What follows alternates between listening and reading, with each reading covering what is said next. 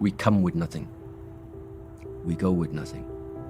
This universe is going to make sure that you're going to go with nothing, which means at some point before it's time for you to go, you will be faced with the fact of learning the necessity of letting go of what you have attained in this lifetime. And if you have not learned and have not understood that this is going to come, then I think it's a very, very hard awakening. It's a very painful awakening to realize, to have this realization that you have spent 70 years, 80 years following your goal, and now there is no other choice. You have to let go.